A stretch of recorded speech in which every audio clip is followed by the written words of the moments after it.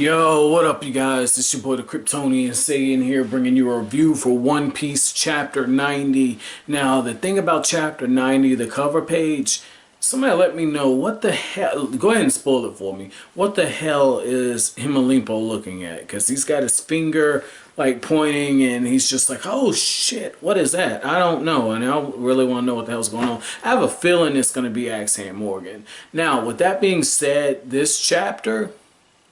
Luffy, oh shit. Now, you guys should know when I start doing that and I say Luffy, oh shit, you know that he's done some crazy, dumbass shit, you know? Now, what I'm referring to is the fact that Luffy flat out says something that's very interesting to me, and that's when he's telling Arlong, look, I can't navigate, I can't use swords, I can't lie, which Usopp says, hey, motherfucker, what are you doing? But you know, Luffy's just like, look, I can't do a lot of things, but I can beat you. And it's just like, you haven't won yet. And you're talking mad shit. Like, you're talking mad, like Luffy is talking real big. And I like arrogant characters, don't get me wrong. Like, throughout this chapter, Luffy had me laughing at certain points. You know, there's this one scene where, you know, Arlong is like, do you know what the difference between you and I are? You and I is? And Luffy's like, our noses, our chins. And I'm like, yo, Luffy, you have no chill. And that's initially where I wanted to take this chapter review in the very beginning. That's why I was like, oh shit, because I wanted to point that out.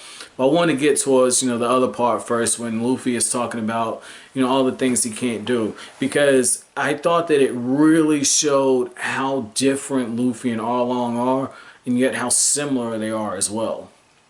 And I just want you to think on that for a second, because when you think about Arlong and how ruthless he is, you know, I can see Luffy doing some stuff that he's done. And yet at the very end of the chapter, he said, comrade. And this is right after Luffy goes on this long spiel about how basically he can't do things that people in his crew do, but he's still basically the captain, okay? And when he says comrade after his attack hurts one of the fishmen, Luffy substitutes for himself. When Arlong's got his teeth in his hands and he's just kind of clamping down. I thought that that right there, that acknowledgement that he heard a comrade, is something Luffy would have done. So that's where they're similar. Now, the thing is they have drastically different leadership styles. That much is obvious. But Luffy's showing a set of wisdom and just a knack that you expect to be found in more experienced leaders than somebody like him. And what I'm referring to is the fact that he has all these people in his crew who bring something different to the table, and they all do things that he can't do. You have different leadership styles, and in Luffy's case, he's doing something very similar to Steve Jobs. We call Steve Jobs one of the greatest minds of, you know, this generation or any generation, okay?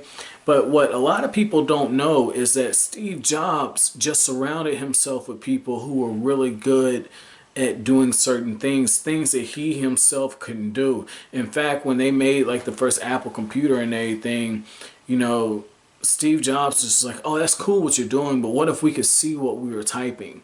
And he just hooked up a fucking TV to the keyboard.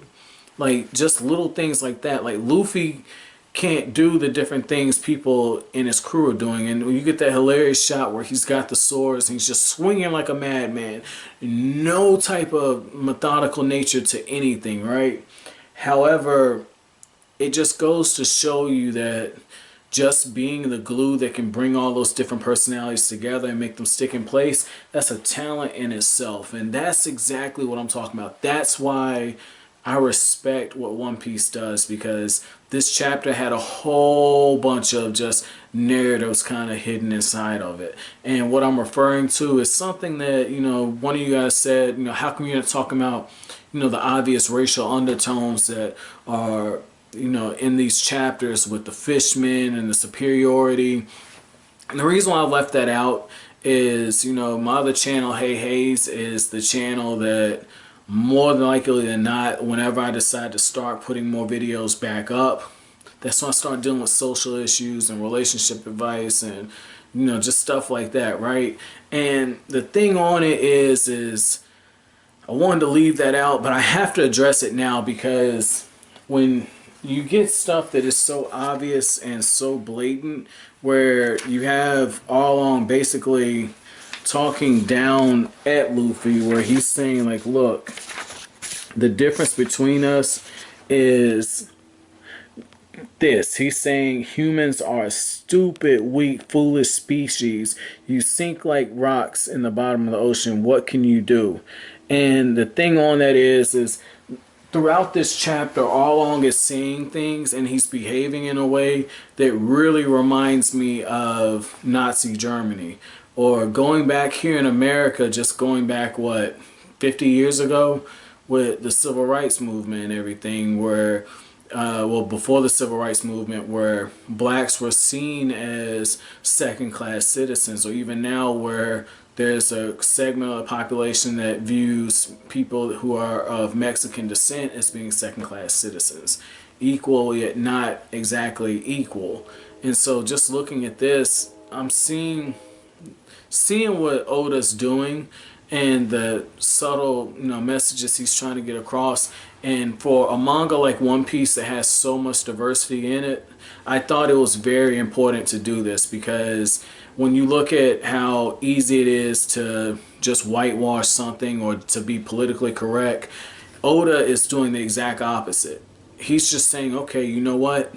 I've got a diverse cast of characters. Now let me just go ahead and inject this in here. He's not pulling any punches, and that's something I can really respect, because as a writer, when your editors get a hold of your stuff, you are challenged and you are pushed to tweak things to be more politically correct. So I tip my hat to Oda for this. This was really, really ballsy to do this and to be that blunt in your face. But getting into, you know, Luffy's shining moment, I thought this was pretty badass right here. And again, it shows you the amount of force that Luffy puts into the punch, because right there you see the veins popping out, but Luffy just gives him one right to the chin, man. Like, and right here, this is why I respect Luffy more than anything else, because he's got the teeth shattered, and it looks like he actually used Arlong's nose to break some of his teeth.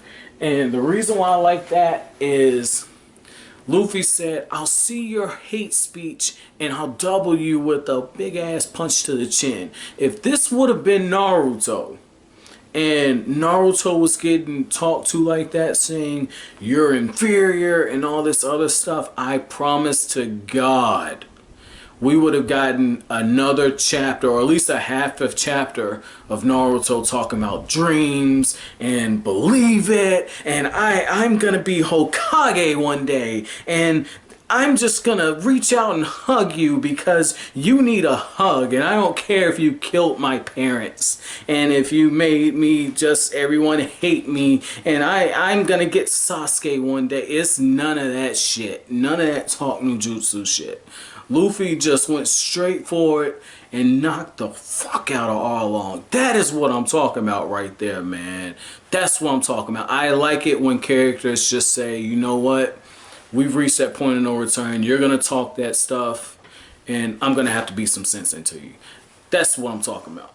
That's what I'm talking about. Like, Ichigo's an idiot, which is why when Ichigo does that stuff, I don't really pay much attention to it, because he's a poorly written character. I'll make a separate video on that. You know I got some Bleach fans over there, so hey, it is what it is. But this is what I'm talking about, man. Luffy going straight for the jugular right here. Because in a theory, it makes sense, because you see that Arlong's teeth are so powerful that they can crush stone columns. And Luffy himself says that's not impressive. Like, anybody can crush a stone column. No, the fuck they can't, Luffy. Not unless you're a freak of nature. But that's another thing for another time. But the fact that Luffy is firing back these quick ones, it shows you, like, he's aware when he's trolling somebody. But when he's trolling, he's got good points. And so just seeing how he's thinking on his feet throughout the battle and thinking he's got the advantage, it seems like it should work, but apparently Arlong's teeth are on some fucking Saiyajin stuff, you know, like they come back stronger than ever each time. You know, it's almost like his teeth are made out of Senju DNA. Like, I can't believe that shit. I thought that was a little bit of an ass pull, because there was no indication that that's what happens to, you know, the fishman's teeth. There was no foreshadowing, so I call bullshit on that aspect of it.